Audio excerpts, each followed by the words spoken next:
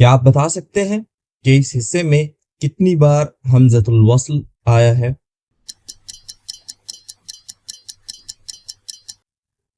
یہاں 4 مرتبہ ہے، 1 2 3 اور 4۔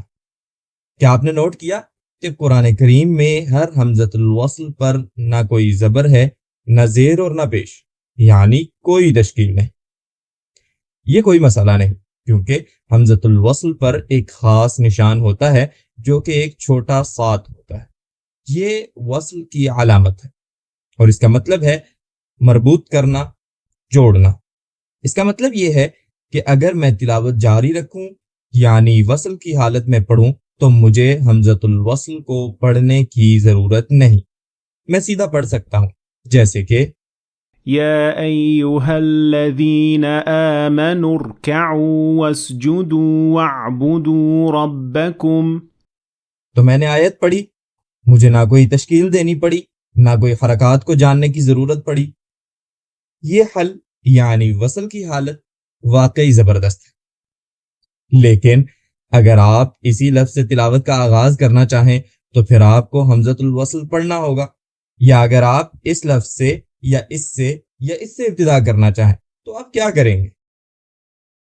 اور اگر حمزۃ الوصل کسی آیت کے شروع میں آئے تو پھر جیسا کہ اس مثال میں، اس کا مطلب یہ ہے کہ آپ اس سے پہلے کسی چیز کو نہیں جوڑ سکتے، کیونکہ ہم عموماً آیت کے اختتام پر رک جاتے ہیں اور نئی آیت کے آغاز سے شروع کرتے ہیں۔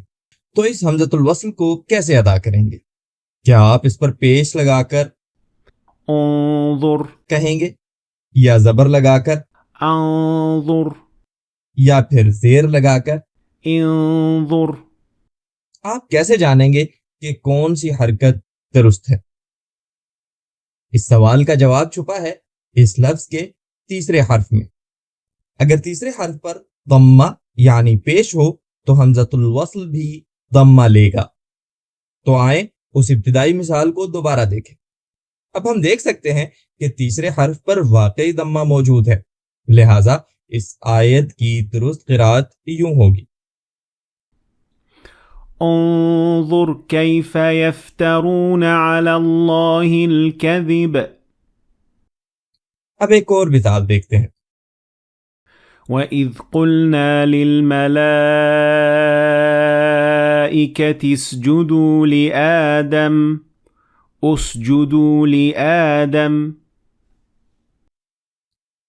اور ایک اور مثال، يَا أَيُّهَا النَّاسُ اعْبُدُوا رَبَّكُمُ الَّذِي خَلَقَكُمْ اعْبُدُوا رَبَّكُمُ الَّذِي خَلَقَكُمْ۔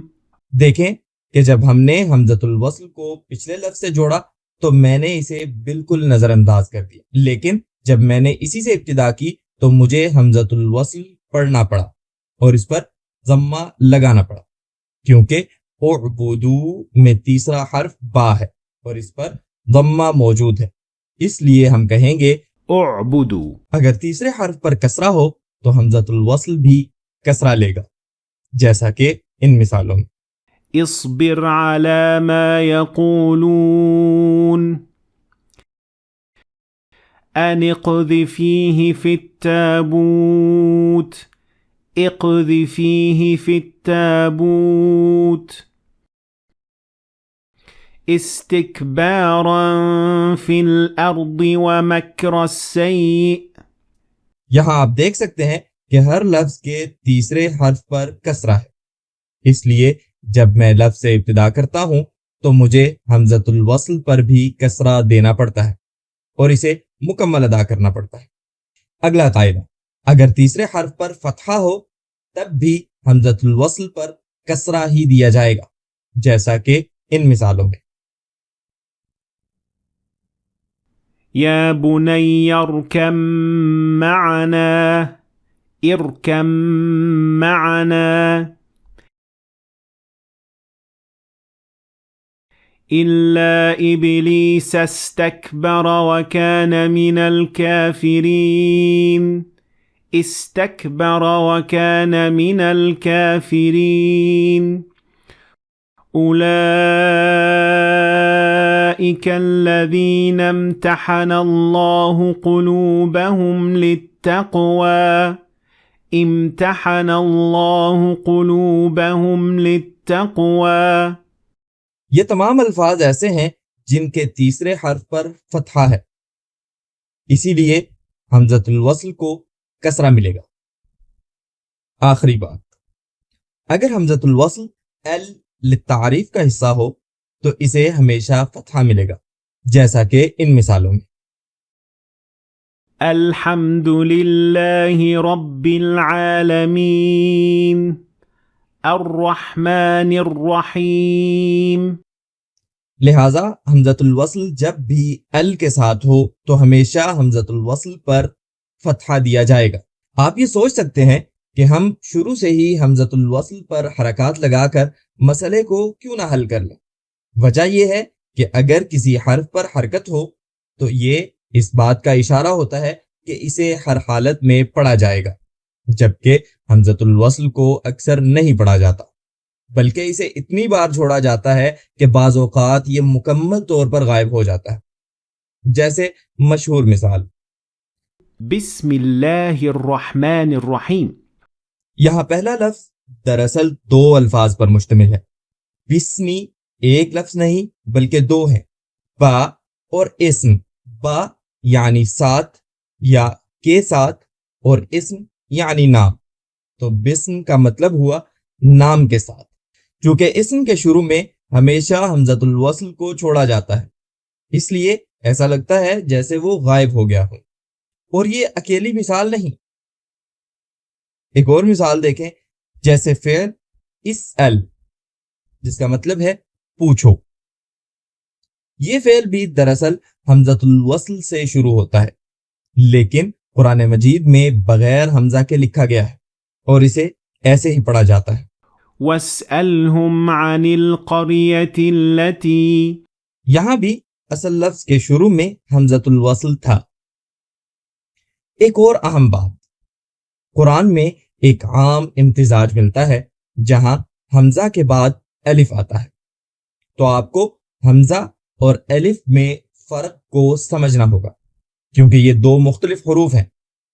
درست تلفظ کے لیے آپ کو حمزۃ القطع جسے ہر حالت میں پڑھا جاتا ہے کو الف کے ساتھ ملانا ہوگا، جیسے ان مثالوں میں یا بنی آدم قد انزلنا سأصرف عن آیاتی فكيف آسى على قوم كافرين. نوٹ کریں کہ لفظ سأصرف میں حمزہ مختصر ہے، لیکن جب حمزہ کے بعد الف آتا ہے جیسے آیاتی میں تو آواز کو لمبا کرنا پڑتا ہے. تو ہم پڑھتے ہیں سأصرف عن آیاتی. اسے اس سے نہ ملائیں جہاں ایک حمزہ کے بعد دوسرا حمزہ آتا ہے. یا عیسی ابن مریم اانت قلت للناس یا ایہا الذین آمنوا. یہاں ہمیں کہنا پڑتا ہے اانت، ایک کے بعد دوسرا حمزہ الگ الگ ادا ہوگا، لیکن دوسری مثال میں حمزہ کے بعد الف ہے تو ہم کھینچ کر پڑھیں گے آمنو.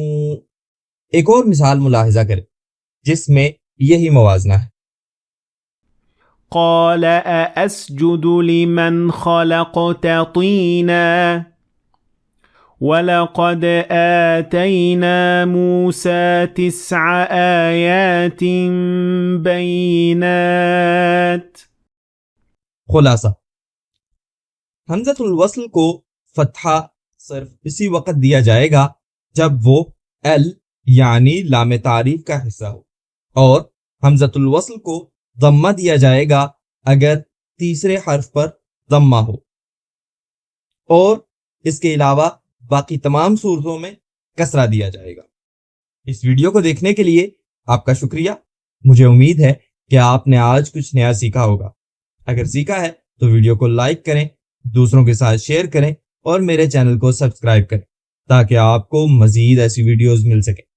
دوبارہ ملاقات ہوگی انشاءاللہ.